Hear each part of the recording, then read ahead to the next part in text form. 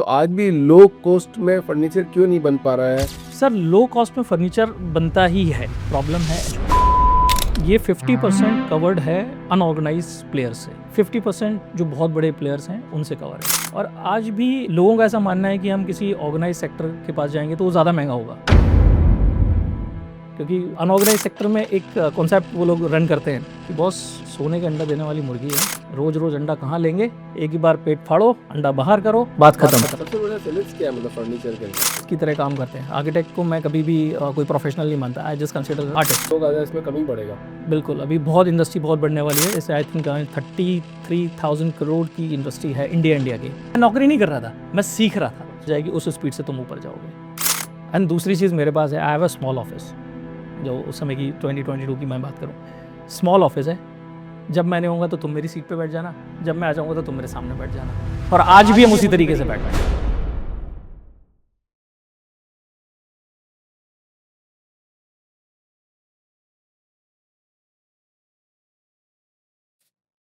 अरुण जी, बहुत बहुत स्वागत है आपका द फाउंडर्स ड्रीम में।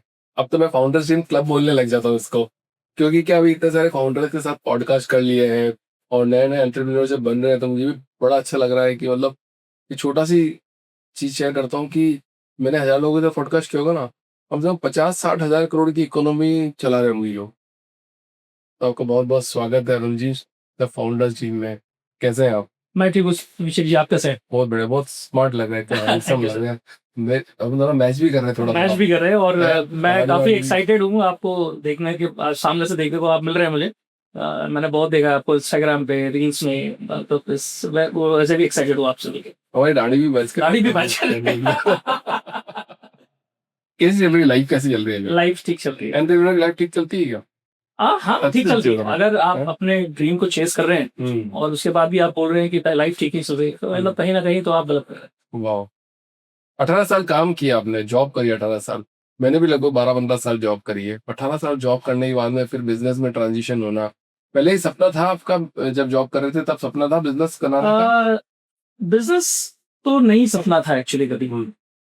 मैं थोड़ा सा आपको और पीछे ले जाऊंगा। मेरे फादर एक रिटायर्ड पुलिस ऑफिसर है और वो मेरे लिए हमेशा हीरो रहे। मेरा सपना एक्चुअली जब मैं कॉलेज टाइम में ग्रेजुएशन में रहा था, एक पुलिस ऑफिसर बनने का। बताओ बताओ सर, तो कंटिन्यू। उसके लिए काफी तैयारियां की, बहुत कुछ किया, बट अनफॉर्चुनेट वो शायद डेस्टिनेशन था नहीं मेरा, तो वो कभी हुआ नहीं। वहां से आगे बढ़े, एमबीए करने गए, और एमबीए की बिजनेस कम्युनिकेशन की क्लास थी। हमारे प्रोफेसर साहब थे, तो मुझे पता नहीं था, मैं पुलिस बैकग्राउंड फैमिली से आया था, बहुत ज्यादा ग्लैमरस लाइफ नहीं होती, बड़ी सिंपल सी लाइफ होती है। और उन्होंने जब मेरा नंबर आया, पूछा कि भाई क्या आप करना चाहते हो एमबीए से पूछा। मुझे समझ नहीं आया, तो मैं यार कुछ हीरो टाइप आंसर कर देता। मैं सर मैगजीन पे फोटो बोल तो दिया, फिर वो लेकिन कहीं ना कहीं रजिस्टर्ड करना है। एमबीए खत्म हुआ, कॉर्पोरेट में अंदर गए। कॉर्पोरेट में भी हमेशा कोशिश की कि आप जब भी काम करो तो काफी दिल से करो और पूरी मेहनत से करो, क्योंकि मेरा मकसद नौकरी करना था नहीं, मेरा मकसद था सीखना। और 18 साल नौकरी करी ना हमने? हाँ, करो। मैं नौकरी नहीं कर रहा था, मैं सीख रहा। अच्छा, 18 साल लगातार बहुत सारी चीजें सीखी मैंने, और हर बार अपने आप को अलग अलग फॉर्मेट में डाला, क्योंकि जितनी बार मैं काम कर रहा था मेरे प्रोडक्ट बदल रहे थे। ऑटोमोटिव में था, I started with commercial vehicle tractors, then move to two wheeler, फिर आपका कार्स, कार से then again super cars, and मैं ऐसे मूव होता रहा, हर बार नया प्रोडक्ट। और द गॉड ग्रेस, मैंने शायद बहुत अच्छा किया, ऐसा मेरे बॉसेस ने और मेरी रैंकिंग्स मुझे बताती हैं। फिर समझ में आया कि अब आपने सीख लिया है, अब आगे बढ़ना है। नौकरी से तो आप मैगजीन पे नहीं आने वाला, क्योंकि रजिस्टर्ड था। मैं भी डिसाइडेड कि कुछ करना है, तो कुछ क्या ही करना है, तो फिर बचता था बिजनेस। तो बिजनेस करने के लिए दो रास्ते थे, क्योंकि इतना साल जब आप ऑटोमोटिव में दे दिया है आपने अपने आप को, अब आपके पास दो ही रास्ते थे। या तो आप कार का शोरूम बनाए, या फिर उससे रिलेटेड कोई काम करे। तो मेरा जो डिपार्टमेंट था वो डीलर डेवलपमेंट का। यहाँ पर हम लोग शोरूम को डेवलप करते, तो वहाँ फर्नीचर, इंटीरियर, ये सारी चीजें होती। तो मुझे वो काम आता। अब कार में कर नहीं सकता था, because it's a lot of investment जो मेरे पास नहीं था। तो मुझे समझ में आया कि हम इसमें कोई काम चुकते हैं। फर्नीचर मुझे अट्रैक्ट करता है, और मुझे लगा कि हाँ, ये एक ऐसा काम है जिसे किया जा सकता है। सो फिर इस बिजनेस में उतर गए। और जैसा मैंने आपको बताया कि जो भी काम करना है वो सही करना है, तो नाम भी एक्वायर डाला, एक्वायर। मार्केट को एक्वायर। पर देखो ना, ट्रांजिशन भी कैसा होता है, मतलब आप पुलिस वाला बनना चाहते थे, फिर आप गाड़ियों के अंदर गए, फिर देना फर्नीचर, मतलब एकदम जो ट्रांजिशन हो रहा है वो बहुत डिफरेंस है। मेरा मैं भी पुलिस वाला बनना चाहता था। बहुत कॉमन है दो आपका हाँ, मतलब 2012 में, मतलब मैं जी जान लगा के वो एसआई की तैयारी करी। Yes. मैं कहा वो एक जिप्सी होगी, एक थाना अंडर में होगा, एक पिस्टल और होगी वैसे ही कमर काम में। करूंगा बस। यही सपना था, मतलब मैंने, क्योंकि जिस शहर से मैं आता हूँ तो मैंने ऐसे ही देखा था, जो मेरे चाचा बोलते थे पुलिस वाला बन जाना, पुलिस वाला बन जाना। मैं कहा ठीक है, पुलिस वाला बन जाएंगे चाचा, आपको कुछ प्रॉब्लम होगी तो मेरे को बता दो। वैसे परिवार से आता हूँ तो वो कोशिश करी पर नहीं बन पाया। फिर डेस्टिनी ने 10-12 साल मुझे भी काम करवाया, और फिर कोई वो अलग मीडिया लाइन में, मेरे को भी नहीं पता था कि मैं इस तरह से किसी से बात करूंगा और लोगों को पसंद आएगा, लोग बात करना चाह आएंगे। और फर्नीचर के अंदर आए तो आप ऑफिस स्पेस के अंदर हो सबसे ज्यादा। Yes, on the space. मैं मेरा एक दुख दर्द बताता हूँ, मैंने भी एक ऑफिस लिया। पहले मैंने मैनेज ऑफिस लिया तो उसका खर्चा थोड़ा अच्छा खासा था, फिर मैंने खुद ऑफिस बनाया तो बहुत एक्सपेंसिव पड़ता है उसका फर्नीचर। तो वो एक फाउंडर को बहुत पेन होता है। तो आज भी लो कॉस्ट में फर्नीचर क्यों नहीं बन पा रहा है, जबकि इतना फर्नीचर बन रहा है, इतनी सुविधाएं हैं, हर चीज मिल रही है। सर लो कॉस्ट में फर्नीचर बनता ही है, वो कभी भी हाई कॉस्ट में बनता ही है। अच्छा। ये जो एक प्रॉब्लम है वो प्रॉब्लम है एजुकेशन की। हम्म। और नॉर्मली क्या है, ये जो हम्म। फर्नीचर सेक्टर है ये 50% कवर्ड है अनऑर्गेनाइज प्लेयर्स से, 50% जो बहुत बड़े प्लेयर्स हैं उनसे कवर है। और आज भी लोगों का ऐसा मानना है कि हम किसी ऑर्गेनाइज सेक्टर के पास जाएंगे तो वो ज्यादा महंगा होगा, जबकि होता है ऐसा उल्टा है। अनऑर्गेनाइज सेक्टर में जब आप जाते हैं तो एक तो उन्हें नॉलेज की कमी होती है, और आप वो डिजाइन को कैसा एक ऑफिस बनना चाहिए। आज की डेट में ऑफिस क्या है, ऑफिस एक वो लोकेशन है जहां पर आपकी प्रोडक्टिविटी बढ़े। It's not the basic table कुर्सी जैसा पुराने समय सरकारी ऑफिस होते थे, वैसा नहीं है। आपकी प्रोडक्टिविटी बढ़ने वाली स्पेस है। तो वहां जरूरी नहीं है कि बहुत 15-20 लाख की हमने डेकोर लगा दिए या 15-20 लाख रुपए की रिसेप्शन टेबल में लगा दिए। तो अगर मेरा बजट, जैसे अभिषेक जी का बजट 10 लाख है, अब मैं अगर ऑर्गेनाइज सेक्टर हूँ और मुझे पता है अभिषेक जी को 1500 स्क्वायर फीट का ऑफिस बनाना है, तो यार ये तो मोटा मोटा 2-3 लाख हो जाएगा, तो मुझे पैसे कमाने हैं। क्योंकि अनऑर्गेनाइज सेक्टर में एक कॉन्सेप्ट वो लोग रन करते हैं कि बॉस सोने का अंडा देने वाली मुर्गी है, रोज रोज अंडा कहाँ लेंगे, एक ही बार पेट फाड़ो, अंडा बाहर करो, बात खत्म। तो अभिषेक जी को मैंने एक बड़ा खूबसूरत इंटरनेट से एआई से एक डिजाइन निकाला, रिसेप्शन टेबल बहुत बढ़िया होनी चाहिए सर, और दे दिया। अब अभिषेक जी के 15 लाख के मैंने रिसेप्शन में लगा है। अब अभिषेक जी का बजट हो गया खाता। अब सर अब फिर जुगाड़ करना स्टार्ट हुआ, तो अब आपको एजुकेट किया ही नहीं उन्होंने। तो एजुकेशन की जो कमी है वो क्लाइंट्स को डिस्टर्ब करती है, उनके बजट को बढ़ा देती है। एक्चुअल कॉस्ट उससे बहुत कम होती है। वही जब आप ऑनलाइन सेक्टर में जाते हैं, दे हैव टीम, वो आपके साथ डिस्कस करते हैं, वो आपके साथ बात करते हैं। अगर मैं अपनी टीम की बात करूं तो मेरी टीम आपसे, जब आप बोलेंगे कि मुझे ऑफिस बनानी है, तो वो आपसे ये पूछेंगे नहीं कि आपको क्या बनाना है, they ask for the layout, और वो आपको वर्किंग करके देंगे कि सर इसमें इतनी सीट बन सकती है, यहाँ हमें ये करना है, नाउ यू टेल मी, और ये इसके बजट है, आपको दिए 2-3 ऑप्शन, तब आप ऑफिस बनाए। एंड इसी तरीके से हम लोग काम करते बूट स्टेप है पूरा आपका ये हैं। यस है, किसी से भी फंडिंग नहीं लिया है। तो बिल्कुल। पहला क्लाइंट कैसे लिया, फिर वो पैसे कहाँ से आए सर उनका धीरे करने के लिए, क्योंकि उन्होंने तो पैसे बाद में दिए होंगे ना। बिल्कुल सर, इसमें बड़ा दो चीजें होती। एक, जब मैं स्टार्ट कर रहा था इसमें, मेरी जो पार्टनर है, मेरी wife, she is also working at a very good company. मैंने उनसे बात की, मैं नौकरी छोड़ रहा था, तो दो ही किस्म के मुझे जवाब उस वक्त मिल रहे थे। बॉस ऐसा करो, नौकरी चलने दो, साइड में बिजनेस करो। ठीक है, she was the only one जिसने मुझे बताया, बॉस अगर साइड में बिजनेस चलेगा तो ये साइड बिजनेस है, ये चलेगा ही। दूसरी बात, अगर आप ये सोच के बिजनेस में आते हैं कि यार ये नहीं चला, तो वो समझो कि बिजनेस उसी दिन बंद हो। तो आपको ये सोच के उतरना है कि मेरे पास ऑप्शन ही नहीं है, तो सबसे पहले तो नौकरी छोड़ो। रही बात मैनेजिंग एक्सपेंसेस, घर चलना है, क्योंकि मैं कोई बहुत बड़ी बैकग्राउंड से नहीं आता हूँ, है ना, very sober middle class family है, तो वो I will handle it, reduce the cost और समथिंग। तो इस तरीके से जो भी हमारे सेविंग्स थे, कुछ बैंक लोन हमने लिया और ये स्टार्ट किया। और गवर्नमेंट ने भी काफ़ी कुछ स्कीम ऐसी दे रखी हैं जो हमें से 1-1.5 साल के बाद हमें पता लगी और धीरे धीरे हमने गवर्नमेंट की स्कीम को भी भेज दिया, जिसमें विदाउट कोलेट्रल हमें ओडी लिमिट मिल जाती है। आई थिंक वो बहुत अच्छी स्कीम है गवर्नमेंट की, उसको हमने अवेल दिया और फिर बिजनेस को चला दिया। कॉर्पोरेट का एक्सपीरियंस काम आया 18 साल का? बहुत काम आया। क्या सबसे बड़ा एडवांटेज मिला आपको इसमें? इसका सबसे बड़ा एडवांटेज, स्पेशली मैं ऑटोमोटिव के कॉन्टेक्स्ट में बात करूं तो हमें ना एक चीज सिखाई जाती थी, कस्टमर सेटिस्फैक्शन और कस्टमर डिलाइट। तो मैं जब ये बिजनेस करना स्टार्ट किया तो 2-3 चीजें बेसिकली मुझे देखने मिल रही थी कि आपने जैसे सपोज करो अभी आपने जैसे बताया ऑफिस बनाया, तो मेरा एक क्वेश्चन है छोटा सा आपसे, मैं पूछ सकता हूँ, आपका जिसने ऑफिस बनाया है क्या कभी वो आफ्टर सेल्स के लिए आपके पास आया? क्या आपने सोचा इसके बारे में? नहीं सोचा। हमने उस कॉन्सेप्ट को, जो कार का कॉन्सेप्ट है, जैसे हम आफ्टर सेल्स या सर्विस बोलते हैं, उस कॉन्सेप्ट को यहाँ अडॉप्ट किया। हमने एक नया स्कीम बनाया कि आप हमसे फर्नीचर लेते हैं, हम आपको periodic time period for 12 months देते हैं जिसमें आपका फर्नीचर खराब हो रहा है नहीं हो रहा है।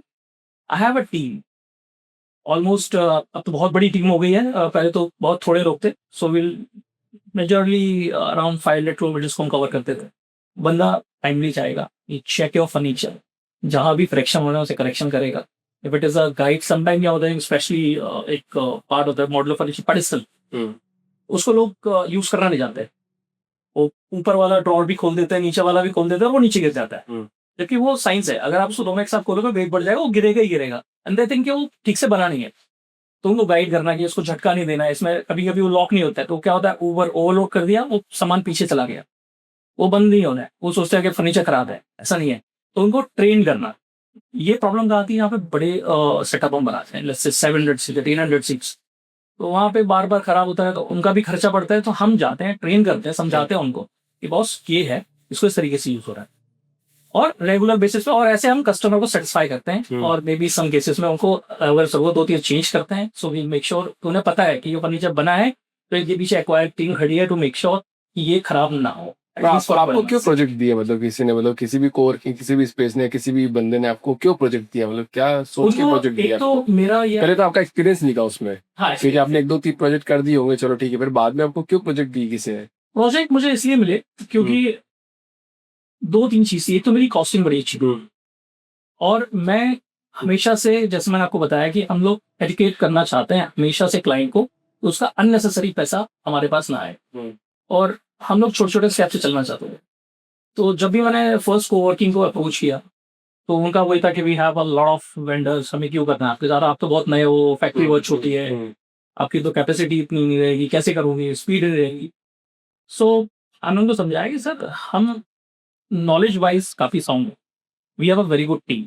मेरे पास जो टीम मैंने बनाई, जैसे आपने पूछा कि कॉर्पोरेट से आपने क्या लिया, तो राइट टैलेंट एक्विजिशन वो एक पार्ट और था जो मैंने लिया। मैंने बहुत लोगों को अपने साथ जोड़ा, जैसे मेरे जनरल मैनेजर हैं सकुदीप से, वो is carrying around 25 years of experience of this field, तो उन लोगों को मैंने अपने साथ जोड़ा, उनका एक्सपीरियंस से मैंने सीखा, देन मैंने अपने क्लाइंट को सीखा। सो वो एक चेन हमने डेवलप की, तो कंपनियों को समझ में आया कि ये नए हो सकते हैं बट दे आर परफेक्ट। सो कुछ लोगों ने चांस देना चालू किया, वर्ड ऑफ माउथ, जरा मैंने आपको बताया, सर्विस बहुत अच्छी हुई, तो जहां से कस्टमर डिलाइट हुए तो वहां से हमें अपॉर्चुनिटी मिलती गई, 1-2-3 और फिर 150। फिर अभी पूरे इंडिया में कैसे मैनेज कर रहे हो? इंडिया में सर 2-3 चीजें। मॉडुलर फर्नीचर को अगर हम समझे तो मॉडुलर फर्नीचर बनता कैसे वो समझने की सको। मॉडुलर फर्नीचर में सर पीसेस में बनता है, इट्स नॉट लाइक कि पूरी एक टेबल चलेगी, टॉप अलग बनेगा, लेग्स अलग बनेगी, ये सब अलग अलग बनेगा। ये रेडी हो गया, पैक हुआ, और इनिशियली तो हमारी टीम साथ ही जाती थी, फिर वी स्टार्टेड अनदर स्टेप और चैप्टर, जिसमें हमने AMPL मित्र के कॉन्सेप्ट चालू किया। We are going to the polytechnic college और मे बी ITI कॉलेज, और वहां से लोगों को उठाया, ट्रेन किया, और अपने SOP के अकॉर्डिंग उनको ट्रेन दिया कि हम इस तरीके से काम करते हैं, and we'll on the incentive basis we are hiring them. जब भी वहां पर हमें कुछ काम होता है, सपोज करो साइट सेट है या मेजरमेंट्स हैं या मार्किंग करनी है या अल्टीमेटली इंस्टॉलेशन होनी है, सो दे हैव अ टीम। सो वो टीम काम करती है 200 किलोमीटर के पैराफेरल में, तो वो टीम वहां से हो जाती है, स्नॉक का लॉजिस्टिक मैनेज किया जाता है। पूरा जुगाड़ बनाया मतलब मस्त एकदम। यही सीखा सर, जैसे ये सारा ऑटोमोटिव से सीखा हमने। बाद में सिस्टम तो बाद में बनते हैं धीरे धीरे करके, पहले जुगाड़ से बना जुगाड़ लो, ही था ये सर। कर लो, ये कर लो, फिर उसके बाद मतलब में सर सेटिंग मैंने होती आपको है। बताया, मुझे सिर्फ ऑटोमोटिव आता था, हम्म तो जो भी वहां था उसको मैं फर्नीचर में डाल के चेक करूँ हम्म। ये सब फिट होता है कि नहीं होता है। जो फिट होता है क्या वो करता है। और इतिहास गवाह है, जिसने वो बिजनेस किया है, जिसमें उसको कुछ नहीं आता, वो सबसे ज्यादा आप सक्सेसफुल सामने बना बैठे है। हैं सर मेरे, अब उससे बाद में क्या बोल रहे हैं मुझे उसके बाद। अब सामने ही है। अब 2 जर्नी तक हम साथ में हैं, पुलिस ऑफिसर से लेके हाँ। कॉर्पोरेट तक, फिर आप मीडिया में और मैं फर्नीचर में। हम्म। अच्छा, क्लाइंट्स मतलब सबसे ज्यादा चीटिंग किसमें होती है, मतलब क्लाइंट के साथ में, अगर अपन ऑनेस्ट बात करें? मटेरियल्स। मटेरियल में चीटिंग करते हैं, कैसे करते हैं? क्योंकि बताते कुछ आप, और है, देते कुछ और है। हाँ वो यही तो मटेरियल देख क्योंकि आप लेते हैं, चेक नहीं कर सकते कि मटेरियल है क्या। नहीं पता चला, मैं तो खुद मैं एक तो बार मैंने लैमिनेट लगा दिया, अगर आप सपोज करो आपकी मेरी बीएक्यू जो डिस्कशन पूरी है, आपने मुझे बोला कि यार मुझे तो SDHMR चाहिए बोर्ड, क्योंकि मेरा मॉइस्चर है, मेरा डीमक का प्रॉब्लम है, तो मुझे तो SDHMR चाहिए। हाँ सर SDHMR देंगे। अभी आपने सपोज करो किसी एक्स को भी ये कोटेशन के लिए बोला, अभी वो जेन्युइन बंदा है, उसने आपको SDHMR की कोटेशन दी, फिर सपोज करो एक मटेरियल आप क्या कर सकते हो, आप प्राइस को बेटर करने के लिए मार्जिन रिड्यूस कर सकते हो, that's the only part you can do it. Raw material अगर मुझे 100 रुपए का मिलता है तो अभिषेक जी को भी 100 ही रुपए का मिलता है। कोई बहुत बड़ा क्लाइंट होगा जिसकी परचेसिंग बहुत आ गई तो हो सकता है वो 98 का ले ले, इससे ज्यादा कुछ नहीं कर सकता वो। अब लेकिन आपको मैंने एक cost the, let's say 10,000 rupees, ये टेबल आपको पड़ेगी SDHMR में, आपको एक और कोटेशन मिलती है, वो बोलता है मैं आपको 3,000 में करके दूं। अब इसमें 2 रास्ते हैं 3,000 में करने के। मुझे पता है अभिषेक जी तो जानते ही विश्व, मैंने लैमिनेट मारी ऊपर से, पेट किया, खत्म, अंदर डाला पार्टिकल टेप, आपको कुछ नहीं। इसके लिए हम क्या करते हैं, हम भी कर सकते हैं, बट डे 1 से मेरा बड़ा क्लियर है कि ना चोरी करेंगे, ना चोरी का पैसा कमाएंगे, बिल्कुल नहीं चाहिए। जितनी भूख है उतना काम करो और खत्म करो। तो हमने, जब हम इसको कट करते हैं, जब ये बन रहा होता है, so we make the videos at the time of procurement also. Procurement में लेकिन कभी कभी लोग भरोसा नहीं करते आपने किसके लिए मंगाया, क्या किया। उस साइज के साथ you'll send the videos to the client, boss ये आपका मटेरियल है। इनफैक्ट वी इनवाइट देम, कभी कभी लोग आते हैं साइड एग्जीक्यूटिव, आपका मटेरियल कट चुका है, प्लीज कम एंड चेक कि जो मटेरियल प्रॉमिस हुआ है वो नहीं या है या नहीं। वो हम अगर नहीं आता है तो विल सेंड द वीडियो, तो बॉस ये वही मटेरियल है। दूसरे इसके और भी चेक करने के तरीके होते हैं, तो और भी चेक करने के तरीके हैं, जैसे वेट टेस्ट होता है इसका। सबसे भारी SDHMR, ply, MDF, particle board. अब इसके अलावा भी और चलते हैं। वर्क स्टेशन में चेक करना बहुत आसान है। वर्क स्टेशन में आपने देखा होगा यहाँ पर एक सर्कल होता है जिसके अंदर एक प्लास्टिक की कैप होती है जहां से वायर नीचे जाता है। इफ यू रिमूव दिम तो फिर आपको समझ में आएगा कि अगर जो उसकी ग्रेन्स हैं, अगर वो ग्रीन है या सॉलिड है, एकदम फर्म है, तो SDHMR। प्लाई में लेयर्स दिखाई देती हैं, MDF में फर्म होती है लेकिन नॉट लाइक SDHMR। और अगर पार्टिकल है तो वो दिखाई देगा भाई ये तो कचरा ही है। तो मतलब फिर भी स्टिल मतलब कोई भी ऑफिस बना रहा है तो उसको इतना टेंशन वो देखेगा ना, नहीं सर, ये देखते हैं आजकल। आप वो देखे ना देखे, ये आपकी जिम्मेदारी है, आपकी ऑनेस्टी है, आप उसको एटलीस्ट वीडियो बना के भेजिए। और हम तो गारंटी देते हैं कि बॉस आप मंगा लो, आपको जो टेस्ट चाहिए वो आप करवा के लो, अगर ये गलत निकला तो उसके डबल पैसे हम आपको देंगे। एग्रोनॉमिक फर्नीचर क्या होता है ये आजकल अभी मैं नया हाँ, ये बेसिकली होता है आपकी चेयर्स में सबसे ज्यादा टर्म यूज किया जाता है। एग्रोनॉमिक्स चेयर्स में सबसे ज्यादा यूज किया जाता है, और दूसरे कुछ मॉडर्न टेक्निक्स है जिसमें आप हाइट एडजस्टेबल वर्क स्टेशन या टेबल्स को यूज करते हो, जो आपकी हाइट के अकॉर्डिंग या आपकी बोन को सपोर्ट करने के लिए, बैक बोन को, क्योंकि लंबी सिटिंग्स है आजकल, नॉर्मली भाग दौड़ वाले काम तो ऑफिस में नहीं है, आपको बैठना है बहुत लंबे, तो आपकी टेल बोन को, आपकी बैक बोन को सपोर्ट करने के लिए वो डिजाइन इस तरीके से किए जाते हैं कि वो आपको बॉडी के पोस्चर को खराब ना होने, because this is a new part. क्योंकि अगर 10 घंटे 12 घंटे बैठना है और रेगुलर बैठना है सालों तक, जैसे आप और हम कॉर्पोरेट में बैठते रहे, तो फिर आपका पोस्चर खराब करता है। तो उसको बचाने के लिए, और आप थकते भी नहीं तो प्रोडक्टिविटी भी अच्छी हो जाती है। Ultimately is a part of productivity. तो उस तरीके के फर्नीचर्स को हम यहाँ यूज, मतलब जैसे कोवर्किंग स्पेस बहुत ज्यादा आ गए हैं, तो कोवर्किंग स्पेस की वजह से आपका बिजनेस ज्यादा बढ़ रहा है या फिर जो ऑनर थे वो करते तो ज्यादा बढ़ता? कोवर्किंग ने हमें काफी बूस्ट दिया है, नो डाउट। क्योंकि क्या होता है कि जैसे मैंने बिजनेस स्टार्ट किया, मेरा बजट ही नहीं है ऑफिस बनाने का, लेकिन ऑफिस की रिक्वायरमेंट है, so coworking is my safeguard. तो वो मल्टीपल लेयर्स में बढ़ते गए और वहाँ पे सीट्स की रिक्वायरमेंट बहुत ज़्यादा होती है, एंड बहुत फ्रिक्वेंट ऑर्डर उनके साइड से हमें आते हैं। तो आई थिंक वो हमारे लिए बहुत अच्छा स्टेप और बहुत अच्छा इनोवेशन आया है for safeguard to this industry. और वहाँ पर हमेशा मॉड्यूलर फर्नीचर ही they prefer, they don't want traditional office type of thing कि सॉलिड वुड से बनाया है कुछ है। बट जैसे बिजनेस में भी आपको 4 साल हुए हैं, जी। राइट? 4 साल हो जाएंगे सर 4 सितंबर साल का तो, और जॉब में 18 साल हुआ है। तो ये रोलर कोस्टर तो ही है कि जैसे 1 तारीख से लेकर 30 तारीख जैसे आता है तो जीरो हो जाता मान, एवरीथिंग इज जीरो। फिर वापस 1 तारीख से आपको 30 तारीख वापस काम करना है, फिर वो 30 तारीख को जीरो हो जाएगा। तो कैसी लग रही है रोलर कोस्टर राइड? ये बहुत अच्छी लग रही है। बहुत मजा आ रहा है क्योंकि ये खुद का चुना हुआ है।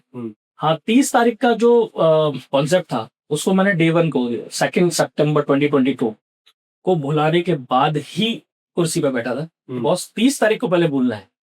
1 तारीख को आपको ये याद होना चाहिए कि आपकी फैक्ट्री का रेंट जा रहा है, जो 40-50 लोग आपके लिए काम कर रहे हैं उनकी सैलरी टाइम पे जा रही है या नहीं जा रही। मेरा लाइफ में यही मकसद है। आई विल मेक श्योर कि डायरेक्टर्स के अकाउंट में पैसा पहुंचे ना पहुंचे, बट जितने लोग मेरे साथ काम कर रहे हैं उनकी फैमिली में कोई प्रॉब्लम नहीं हुई चाहिए। क्यों आया थॉट प्रोसेस से, मतलब आपको, मतलब कि इन लोगों की जिम्मेदारी मेरी जिम्मेदारी है, क्यों आया? बिकॉज मतलब वो जब आप काम करते हैं तो आपको पता है कि एक सैलरी कितना इंपॉर्टेंट पार्ट है आपका। क्योंकि आपने काम किया। आपने काम किया। हाँ। और जो लोग आपके साथ जुड़ते हैं जब आप नए हैं, अगर मैं बहुत बड़ा कोई ब्रांड होता या कुछ होता तो शायद मुझे पता नहीं कि मैं सोचूंगा नहीं सोचूंगा, तब अभी मुझे नहीं पता क्योंकि मुझे उसका एक्सपीरियंस है। लेकिन जब आप एक नए लोग होते हैं जिन लोगों ने फर्स्ट फेज में आपको भरोसा जीता है, जिन दिया है कि आप करो, हम हैं, उनके दिमाग में कुछ चल रहा होगा, छोटी कंपनी है, बंद हो सकती है। तो जब उन्होंने आपको ट्रस्ट दिखाया है तो उनकी जिम्मेदारी उठाना ये आपका पहला कर्तव्य है कि उनके साथ कुछ गलत ना हो, क्योंकि टीम है जो आपको जिताती है। बिजनेस कोई सिंगल पर्सन का गेम नहीं है लाइक टेनिस। ये क्रिकेट फुटबॉल जैसा है कि पूरी टीम खेलेगी तब आप जीतोगे। करेक्ट। तो उनकी जिम्मेदारी फिर कैप्टन का काम बन जाती है। ये क्योंकि आपने तो जॉब किया ना और वो पेइंग पॉइंट आपको पता है, इस वजह से आप ये बात बोल रहे हो। पर जो भी नए स्टार्टअप जिनके पास फंड्स आ जाते हैं और जिन्होंने कभी नौकरी नहीं करी, वहां पे गेम ही अलग है। ये बिल्कुल ठीक है। वहां पे फर्क नहीं पड़ रहा है आपको, या नहीं होना ऑफिस सैलरी टाइप पे जाएगी, वहां फर्क नहीं पड़ रहा है। तो मैं तो कहता हूँ लोगों को स्टार्टअप के साथ जुड़ना चाहिए, जो बूट स्टेप स्टार्टअप है उनके साथ जुड़ो। लास्ट में जो फायदा मिलेगा ना वो भी तुमको मिलेगा। बिल्कुल। बिकॉज मैंने जब अपना फर्स्ट एम्प्लॉय बंदा जो सीनियर लेवल का था उसको जब हायर किया तो उसको मैंने हायर किया था लेसर सैलरी जो उसको मिल रही थी। उसका इंटरव्यू लेने में उसकी कंपनी में गया था, उसका वेट किया बाहर कार में लगा के, भाई अब कुलदीप जी आएंगे मैं बात करूंगा। तो वो आए और मैंने उनसे बात की तो उन्होंने मुझे एक अमाउंट बोला। मैं कहा बॉस इतना तो मेरे पास है ही नहीं, मैं दे ही नहीं सकता, मेरे पास इतने हैं। तो बड़ा हंसने लग गया कि सर क्या बात कर रहे हो आप। मैं कहा है ही नहीं यार, मैं अभी अननेसेसरी तुमको बड़ा अमाउंट बोलूं और मैं दे ही नहीं पाऊंगा, क्या मतलब, मैं इतने हैं। बट एक बात की बात मैं तुम्हें प्रॉमिस करता हूँ, जिस स्पीड से कंपनी ऊपर जाएगी उस स्पीड से तुम ऊपर जाओ। एंड दूसरी चीज मेरे पास है, I have a small office. जो उस समय की 2022 की मैं बात करूँ, स्मॉल ऑफिस है। जब मैं नहीं होऊंगा तो तुम मेरी सीट पे बैठ जाना, जब मैं आ जाऊंगा तो तुम मेरे सामने बैठ जाना। और आज भी हम उसी तरीके से बैठ, दो I have a different office, लेकिन जब मैं फैक्ट्री जाता हूँ सो वो पैटर्न आज भी चल रहा है। अब कितनी बड़ी टीम हो गई है? टीम तो सर हो गई है अराउंड 65-70 लोग के पूरी हो गया। इतनी बड़ी फैमिली है सर, और कोशिश करें 3 साल में अगर ये हुआ तो मतलब लोगों ने भरोसा दिया सर, भरोसा जताया मेरे अंदर, दिखाया मुझे कि हाँ ये कुछ कर लेगा शायद। अरे डिलीवरी का कैसा सीन रहता है? मतलब कि डिलीवरी सब बोलते हैं कि 45 दिन में डिलीवरी करनी है या फिर 1 महीने में डिलीवरी करनी है, और वो टाइमलाइन कैसे मैनेज करते हो आप? सर वो बहुत प्रेशर वाला गेम होता है। तो टाइमलाइन मैनेज करने के लिए 2-3 चीजें है। सबसे इम्पोर्टेंट है कि आपको क्लाइंट की जो रिक्वायरमेंट है, जो BOQ जो बना हुआ है उसको समझना चाहिए। लोग क्या करते हैं, स्टार्ट करते हैं काम उठाने के लिए कुछ भी। आप जैसे आप क्लाइंट हो, मुझे पता है कंपटीशन बहुत है। अगर मैं दिल्ली NCR की बात करूं तो आई थिंक मोटा मोटा जो मुझे फिगर याद है, ऑर्गेनाइज अनऑर्गेनाइज सब मिला के, मतलब कारपेंटर्स को छोड़ देते हैं, कंपनीज जिन्हें बोल रहे हैं ऑलमोस्ट 1000 से ज्यादा है।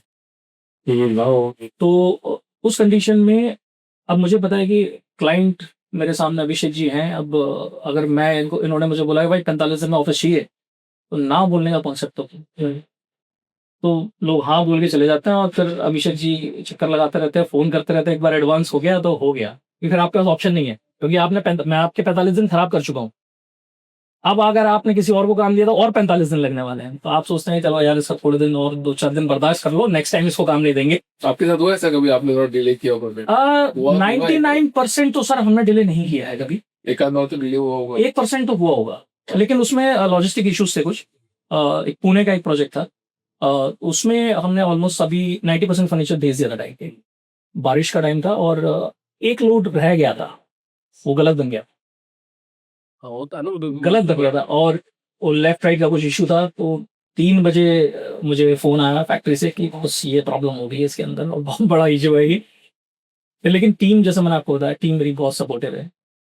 उस दिन फिर कोई घर नहीं गया, और हमने जो काम हम 3-4 दिन में करते हैं वो हमने 8 से 10 घंटे के अंदर खत्म किया, सारा काम रोक के।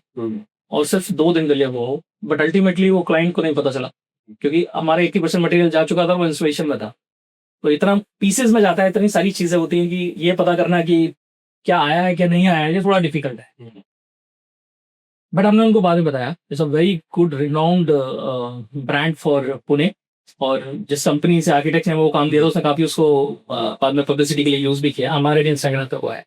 चाइनीज वो प्रोडक्ट बहुत सारे आ रहे हैं अभी, मैन्युफैक्चरिंग पूरे पता है सबको साइज क्या है आजकल, तो वो 3x3, 3x4, वो सबको पता है कि ये साइज आ रही है, तो वो और सस्ता इंपोर्ट हो रहा है। सर लेकिन ऐसा होता है, हाँ नहीं फर्क तो नहीं पड़ता। इनफैक्ट मुझे ऐसा लग रहा है कि उससे हमें फायदा ज्यादा मिल रहा है।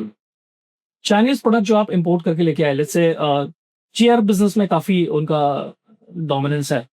तो जब हम फर्नीचर में बैठते हैं तो कई बार सपोज करो आपकी रिक्वायरमेंट है कि अरुण यार मुझे तो सिटिंग ज्यादा बढ़ानी है।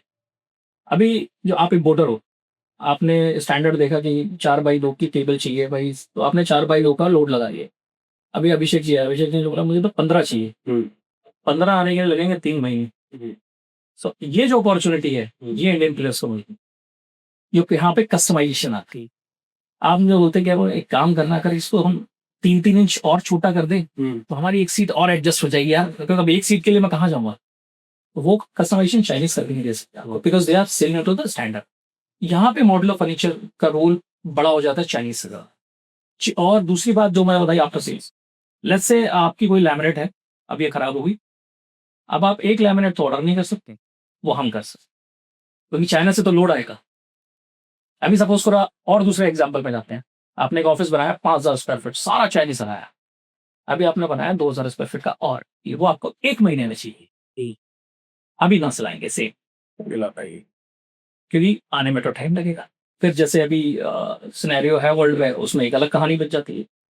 फिर एक्सचेंज, डॉलर एक्सचेंज प्राइस, हमारी प्राइस तो आपके अकॉर्डिंग है, हमारे हाथ में है, और हम आपके सपोर्ट में भी खड़े हैं। खराब हो गया तो अभी जैसे मैं एक एजुकेशन यूनिवर्सिटी है नोएडा में, काफी बड़ी, उनके प्रिंसिपल ने ऑर्डर किया था कोई चाइनीज फर्नीचर, उन्होंने अपना पूरा केबिन पूरा चाइनीज फर्नीचर बिलीव था उनका, तो मैंने बनवाया।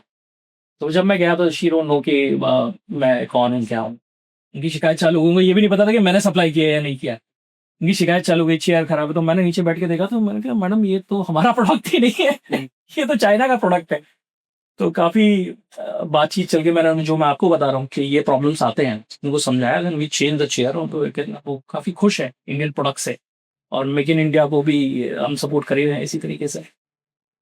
अरुण जी, ये तो प्रोडक्ट की बात हो गई, आपके वो कंपनी की बात हो गई, आप कंपनी चला रहे हो, ये काम कर रहे हो, ठीक है। मैंने एक बुक लिखी है, बुक का नाम है your company is going to shut down. Shut down, वो नीचे जो गिर रहा है बंदा, व्हाइट कलर का आपका पेज है, देखिए मैं देखता हूँ। वो नहीं, मैंने बुक नहीं पढ़ी है। बुक पढ़ना मेरा बिगेस्ट फियर है। मैं लोगों से बात करके, सुन के, समझ के, एक्सपीरियंस से सीखता हूँ। चलो ठीक है, मैं थोड़ा सा बता देता हूँ। मेरा ऐसा मानना है, मेरा ऑलमोस्ट 1000 लोगों का साक्षात्कार किया है, फेस टू फेस मिले हैं लोगों की, वो पता चलता है भावना है। जी जी जी। तो मेरा मानना है कि जब आप प्रोडक्ट बना रहे होते हो, जब एक कंपनी बना रहे होते हो आप, जब आप उसमें इतना इन्वॉल्व हो जाते हो, इतना इन्वॉल्व हो जाते हो कि आपको पता नहीं चलता है कि अरुण अलग है और कंपनी अलग है, दोनों अलग है। और जब आप उसके अंदर उस ट्रैप में होते हो तो आपको कितने ही साल निकल जाते हैं, आपको पता नहीं चलता है। तो मेरा मानना है कि आपकी कंपनी का अंत होना तो तय है, किसी भी केस में बंद होगी। आपको अपने प्रोडक्ट के साथ उतना ही अटैच रहना है जितना आपको रहना चाहिए, मतलब उसकी एक छोटी सी लग है। देखो, तो कौन है अरुण असली में? हाँ, ये तो बड़ा डिफिकल्ट क्वेश्चन आ गया, क्योंकि ये ना टाइमली बदलता है। आई थिंक सबसे मैंने होश संभाला और तब से मेरे graduation, I was a police officer, because मुझे मेरे एक टीचर ने समझाया था कि बॉस क्योंकि फिजिकल में बड़ा अच्छा था मैं, और रिटर्न में भी मुझे लगता था मैं निकाल लूंगा, कोई प्रॉब्लम नहीं है। इंटरव्यू मुझे हमेशा से फियर रहे हैं, क्योंकि कभी ऐसा मौका मिला नहीं, कोई बहुत कॉन्वेंट स्कूल से पढ़ा हुआ नहीं हूँ मैं कि जाके मैं बोलना स्टार्ट कर दूंगा। वरना मैंने एक चीज समझाई, सिंपल सा फंडा है बॉस, जो बनना चाहते हो ना उसकी तरह सोचना चाहिए। वो कैसे सोचता है, मैंने I start observing my father कि वो फोन पे बात करते हैं, वो कैसे बात करते हैं, क्या करते हैं। तो मेरे दिमाग में कहीं ना कहीं रजिस्टर हो गया कि मैं एक पुलिस ऑफिसर। तो लोगों को देखना, बात करना, अभी भी कभी मैं जब बहुत फ्लो में आ जाऊंगा तो वो बड़े कानूनी टाइप के शब्द निकलेंगे, वो आप रिलेट कर सकते बिकॉज यू नो दिस। तो उस तरीके के मैं तो उस समय मैं एक पुलिस ऑफिसर था। फिर जब मैं एमबीए करके निकला और मैनेजमेंट ट्रेनिंग बन के मैंने ज्वाइन किया था, और करता रहा तो कुछ समझ नहीं आ रहा था। बस ये था कि मुझे आउट ऑफ द बॉक्स चलना है। और I give you the example, मैं जब Hyundai ज्वाइन किया तो Hyundai एक ऐसी कंपनी है जिससे लगभग लगभग लोग घबराते हैं, बिकॉज वर्क कल्चर बहुत डिसिप्लिन है, बहुत ज़्यादा डिसिप्लिन है। You have to reach by 7 o'clock और बहुत सारी चीज़। तो बहुत अच्छी कंपनी है, और आई थिंक उसकी यादें मेरे साथ लाइफ टाइम रहेंगी। बहुत दोस्त हैं मेरे वहाँ। तो वहाँ पहुँचा तो मुझे दिया गया साउथ। साउथ में स्पेशली इन केरला, मेरा वहाँ उनका मार्केट शेयर काफ़ी डाउन था। They are to number 2 in the all over the industry, और साउथ में वो बहुत नीचे थे। तो मुझे जब कोरियन जो हमारे कोऑर्डिनेटर थे उन्होंने बुलाया कि बॉस ऐसा है, तुम बहुत हीरो हो, straight away go to south and now start showing क्या कर सकते हो। तो हमेशा हीरो ही बनना था, तो बॉस मेहनत की। एंड मैंने अपने पूरे पीरियड्स में given a very good growth to them. बहुत अच्छी ग्रोथ की है उन्होंने, उसके रिजल्ट्स मुझे मेरे रैंकिंग में मिले। बहुत अच्छा काम किया मैंने। तो उसका एक ही रास्ता था, बस जो भी काम कर रहा हूँ मैं हीरो बन जाना है। बॉस जब कोई नहीं कर सकता, so second time I was the hero of corporate. Third time I am become now businessman. और यस, समहाउ मेरी सोल जो है वो शायद ट्रैवलिंग पे है। उससे नेक्स्ट फेज वो आ सकता है। वो आ सकता है। जब आपने कहा कि जब ये नहीं रहेगा तो कहाँ रहूंगा मैं शायद ट्रैवल कर रहूंगा। तो वो है। So there is a 4 phases of my life. एक आने वाला है और 3 आपके सामने है। तो अभी पूरा सेल्स टीम संभालती है, आप ही देखते हो कुछ? मैं इन्वॉल्व रहता हूँ day to day sales operation में। सेल्स टीम है मेरे पास जो लोग हैंडल करते हैं। But yes, every deal I have to be personally involve, और मेरे अपने भी टारगेट्स होते हैं उनके साथ। तो हम ऐसा नहीं है कि बॉस है या कोई या ऐसा कुछ नहीं है, ओनर नहीं। हम जब रिव्यू में बैठते हैं, बराबर बैठते हैं, I also share my numbers कि बॉस ये मैंने किया। Equal competition. तो क्लाइंट से जब पेमेंट डिले होता है, मतलब अभी थोड़ा दिन हाँ। बाद देंगे, तो कैसे मैनेज करते हो? ओके, कैसे डील करते हाँ हो सर, client उसके के लिए साथ? भी I think relationship building is the only की। हम्म। तो जैसा मैंने बताया कि मैं लोगों को जोड़ता हूँ अपने साथ। वो मेरे वेंडर्स हैं जो मुझे बहुत सपोर्ट करते हैं, जिनके साथ शायद 45 दिन का क्रेडिट था, 60 डे का क्रेडिट था, जो मुझे जिन्होंने मुझे, मैं अभी जैसे मेरी टीम ने विश्वास जताया, ऐसे ही मेरे कुछ वेंडर्स हैं जिन्होंने मुझे बहुत विश्वास किया। मतलब उन्होंने मुझे 6 6 महीने क्रेडिट दिया, क्योंकि उनको पता था ये बंदा करेगा। उन्हें पता नहीं क्यों, लेकिन उन्हें पता था करेगा, और मुझे तो खैर पता ही था कि मैं करने ही वाला हूँ, क्योंकि मेरे पास ऑप्शन नहीं था कुछ। जैसा मैंने आपको बोला, मैं दरवाजे बंद करके आया। 2 तारीख को मैं बैठा था, 3 तारीख को मेरी उस कंपनी का इंटरव्यू था जिसका वेट मैंने शायद 10 साल किया। बहुत बड़ी कंपनी है, प्रीमियम कार कंपनी है, गुड़गांव ऑफिस है। एंड दे आस्क्ड मी कि बॉस, तो मैंने कहा आप शायद 2 दिन लेट हो गए। तो दिस वाज द, वो काफी हंस रहे थे कि लेट हो गए, मतलब मैंने कहा मेरा यार, now I am out of the entire corporate thing, अभी मैं अपना काम कर रहा हूँ। मैंने मतलब सेकंड थॉट नहीं लिया, क्योंकि दरवाजे मेरे बंद। चलिए सर, ऐसे ही अच्छा काम करते रहिए। मतलब अभी अपन ने जो पॉडकास्ट में बात करी वो एक स्पेसिफिक टॉपिक पे बात करी है, तो इसको मैं पर्सनली लेके जाना चाहता हूँ, ताकि लोगों को एक ग्लिम्स मिल जाए कि हम किस टॉपिक के बारे में बात कर रहे हैं। हम फर्नीचर के बारे में बात कर रहे थे कि भैया अगर किसी को फर्नीचर की जरूरत हो, ऑफिस बनाना हो, किसी मैनेज ऑफिस को, तो वो अरुण जी से कांटेक्ट कर सकते बिल्कुल हैं। सर, हम पूरी कोशिश करेंगे कि उनको बहुत अच्छी सर्विस दें, बहुत अच्छा प्रोडक्ट दें। And after sales also after sale सबसे ज्यादा इम्पोर्टेंट। बहुत इंपॉर्टेंट है सर, बिकॉज वो कोई देख ही नहीं रहा है। आप एक बार बेच के बाहर चले जाते हो और आप पूछ ही नहीं रहे हो कि उसका पेन पॉइंट क्या है। आप कैसे मान लेते हो कि इसको, बंदे को सब कुछ आता है, यू कैन यूज वेल। अब वो कहाँ ढूंढता फिरेगा, एक एक कारपेंटर के लिए, एक एक चीजों के लिए इधर से उधर परेशान होगा। अल्टीमेटली आपकी जिम्मेदारी, एटलीस्ट वो 1 ईयर। सबसे बड़ा चैलेंज क्या है मतलब फर्नीचर के अंदर? चैलेंज है सर, कई किस्म के चैलेंज अगर मैं देखूं कि मेजर चैलेंज आता है, मतलब पेमेंट डिले होता है या फर्नीचर में पेमेंट डिले तो furniture आई नहीं थिंक इज आता अ है। Part of parcel of this business, तो वो तो मैं अब चैलेंज ही नहीं मानता उसको कि वो तो ठीक है, अभी वो तो होना ही है, उसका कुछ ऑप्शन नहीं है। इसमें क्या आता है कि लोग डिजाइन या कुछ आर्किटेक्ट्स हैं, बड़े आर्किटेक्ट्स हैं जो एक आर्टिस्ट की तरह काम करते हैं। आर्किटेक्ट को मैं कभी भी कोई प्रोफेशनल नहीं मानता, I just consider architect as artist. So वो अपने डिजाइन पे देखो, डिजाइन पेपर पे बनाना या सॉफ्टवेयर में बनाना और उसे एक्चुअल में बनाना में बहुत डिफरेंस है। उसकी अपनी प्रैक्टिकलिटी होती है, और आर्किटेक्ट्स लोग अपने डिजाइन के साथ कॉम्प्रोमाइज कभी करना पसंद नहीं करते हैं। तो उसको एक्चुअल बना देना एक बहुत बड़ा चैलेंज है, आर्ट है, बिकॉज वो हाथ से नहीं बन रहा है, ये मॉड्यूलर फर्नीचर है। उनको ये समझाना कई बार वो भी भूल जाते हैं कि ये कारपेंटरी वर्क नहीं है, ये मॉडुलर फर्नीचर है, इसमें सिर्फ स्क्वायर और राउंड और कर्व ही ज्वाइन किए जा सकते हैं। अभी आप मुझे बोलो कि ये टॉप है, ये ऐसे घूम जाए, तो ये नहीं घूम सकता, ये सिर्फ ऐसे ही जोड़ेगा। अब वो उनको समझाना बड़ा मुश्किल हो जाता है। फिर अगर आप उनको नहीं समझा पाते हैं, कन्विंस नहीं कर पाते हैं, then they start doubting on your productivity कि बॉस इसको आता ही। फिर अल्टीमेटली दे ट्राई, कुछ लोग फेक कमिटमेंट कर देते हैं, हाँ सर कर देंगे, मैडम कर देंगे, पर अल्टीमेटली वो कुछ और ही निकल के आते हैं। देन दे अंडरस्टैंड कि बॉस ये नहीं हो सकता था, बट तब तक बहुत देर हो चुकी होती है, हम अपना प्रोजेक्ट खो चुके होते हैं, और क्लाइंट के साथ तो जो हो चुका होता है वो हो ही चुका होता है। मतलब इंडस्ट्री बहुत बड़ी है वैसे भी, लिखा बहुत जाए तो बड़ी इसमें इंडस्ट्री है तो सर। अनऑर्गेनाइज ऑर्गेनाइज वाले बहुत बहुत बहुत प्लेयर है, मतलब जितने भी लोग आ जाए इसमें कमी पड़ेगा। बिल्कुल। अभी बहुत इंडस्ट्री बहुत बढ़ने वाली है। आई थिंक 33,000 करोड़ की इंडस्ट्री है इंडिया की, जो अराउंड 8% से रेगुलरली ग्रोथ हो रही है। जिस तरीके से इंडियन मार्केट बढ़ रहा है, स्टार्टअप कल्चर आया है, और बहुत सारे के लोगों को अभी देखें आईटी भी अच्छे से आ रहा है, सभी ऑफिसेज बढ़ रहे हैं, और लोगों में एक टेस्ट आया है कि यार पहले कैसा होता था। मैंने एक बार फर्नीचर बनाया, जब हम अपने बचपन की बात करें कि ऑफिस में, सरकारी में, नॉर्मली सरकारी ऑफिस होते, प्राइवेट ऑफिस ज्यादा होते थे, बैंक होते थे। अब वो सालों साल चल रहा है, बिकॉज एक तो सॉलिड बोर्ड से था। अब लोगों का टेस्ट चेंज हुआ है, 5 साल, 7 साल, 8 साल, 10 साल मैक्स है, उसके बाद उन्होंने चेंज चाहिए। वो रेगुलर्स को बदलते हैं। तो वो जो साइकिल, अगर सपोज करो आप मेरे क्लाइंट हो, तो मुझे पता है कम से कम 5 साल के बाद मैं आपको वापस से एक बार और देख सकता हूँ, बिजनेस ले ही सकता हूँ आपसे। तो वो सारी चीजें हैं। तो अरुण जी बहुत सॉरी काम कर रहे हैं।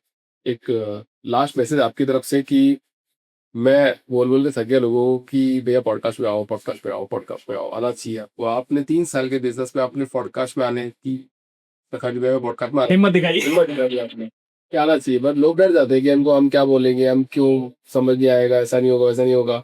तो एक सबके एक मैसेज कि क्यों आना चाहिए। अभिषेक जी, ये सिर्फ इसलिए नहीं है कि मैं आपके सामने बैठा हूँ, अगर शायद ये पॉडकास्ट आपका नहीं होता तो शायद मुझे भी वो हिम्मत नहीं होती। मैंने जैसे आपको पहले ही अपने इंट्रोडक्शन में बताया कि आपके साथ आदमी कनेक्ट कर पाता है, और वो आप एक नॉर्मल जो फर्स्ट टाइम बिजनेसमैन है, जैसे मैं भी फर्स्ट टाइम बिजनेसमैन हूँ, तो कनेक्शन बहुत ज़रूरी है। आपको वो इमोशंस को फील करना बहुत ज़रूरी है कि जो बंदा सामने बैठा है, बोल रहा है, और जिस तरीके से आप कंफर्ट कर देते हैं लोगों को, जैसे मुझे किया हुआ है, मुझे पता ही नहीं चल रहा है, कैमरे भी चल रहे हैं, आई डोंट नो, लेकिन हम जो बात कर रहे हैं एज अ फ्रेंड बात कर रहे हैं, मैं आपको बड़ा ओपनली बता रहा हूँ कई सारी चीज़ें जो शायद पता नहीं मुझे बाद में कैसे एक्ट होंगी, बट तो उस कंडीशन में ये जो प्लेटफॉर्म है पॉडकास्ट, ये वो प्लेटफॉर्म है जहां पर आप अपनी बात खुल के रख सकते हैं, जो आपको आर्टिकल में नहीं मिलती, जो आपको रील्स में नहीं मिलती, वो कहीं नहीं मिलेगी आपको, बिकॉज वो एक बड़ा ही कैसा बोलना चाहिए, कस्टमाइज रहता है। पॉडकास्ट में जब आप बात कर रहे हो, आप अपने इमोशंस को ऐड करते हो उसके अंदर, आप रोक ही नहीं पाओगे। और specially when I talking to the Abhishek ji, तो वो एक अलग हो जाता है, बिकॉज आपने वहां तक टच कर दिया अभी कि मैं रोक नहीं पाया। मैं कहा, मतलब शायद मैंने किसी को नहीं, बहुत कम लोग जानते हैं कि मैं कभी पुलिस ऑफिसर बनना भी चाहता था। मतलब ये बताना ही अपने आप में लगा, क्या एक बार बार बदलता रहता है, आदमी ट्रस्ट कर सकते हैं, लेकिन वो ऐसा नहीं है। वो सिनेरियो वैसा था, बदलाव सिनेरियो के ना लगातार ही हम बदलते रहे हैं चीजों को। तो पॉडकास्ट आना बहुत जरूरी है। इस यहाँ पर आप अपनी बात कह सकते हैं, अपनी बात ज्यादा से ज्यादा लोगों तक पहुंचा सकते हैं, और आपको बोलने का मौका मिलता है। आप आइए, बैठिए। आई थिंक सभी को पॉडकास्ट में आके और एक बार अपनी बात तो रखनी चाहिए, ताकि लोग आपको फाइनली आपके फेस को पहचानना स्टार्ट करें और आपकी बात को ट्रस्ट करना स्टार्ट करें। कुछ होना हो, मैं तो बोल रहा हूँ कुछ भी होना हो, कुछ फर्क नहीं पड़े, बड़ा दिल की बात निकल जाती ना, वैसे लगता है हल्का हल्का हो गया, बिल्कुल महसूस लगता है। बिल्कुल हल्का हो तो उतना ही कोई सुन ले, कोई सुनने वाला नहीं है आज के गया। दौर यस, में। सुनने वाला तो कोई नहीं है। आपकी बात कोई नहीं सुनेगा। एक वैसे भी फाउंडर की जर्नी लोनली जर्नी होती है। शायद वाइफ सुन ले, थोड़ा बहुत बच्चे थोड़ा बहुत सुन लेंगे, बाद में वो भी नहीं सुनेंगे। तो वाइफ और हस्बैंड दोनों मिलकर थोड़ा कर सकते हैं। बट कभी कभी ऐसा भी होता है कि वाइफ को भी कितना सुना है और हस्बैंड भी कितना सुने, तो वो भी एक यस, रहता है। क्योंकि आपकी जर्नी है वो बहुत बहुत सॉलिड और खतरनाक जर्नी होती है, जब तक कि आप एक स्टेज जो कि आपका मुकाम है कि मेरे को ये डॉट अचीव करना है, तब तक वहां नहीं पहुंचे। तब तक वो बात एक जर्नी है, जीनी पड़ेगी। ठीक है, वो पार्ट लिया है। बिल्कुल तो बहुत बहुत धन्यवाद Arun ji Thank you. Podcast में आने के लिए। एंड आते रहिए, बिजनेस बनाते रहिए Thank और एंटरप्रेन्योर बनते रहेंगे। पॉडकास्ट चलता रहेगा, दुनिया चलती रहेगी। मस्त रहो, मजे में रहो। Thank you so much.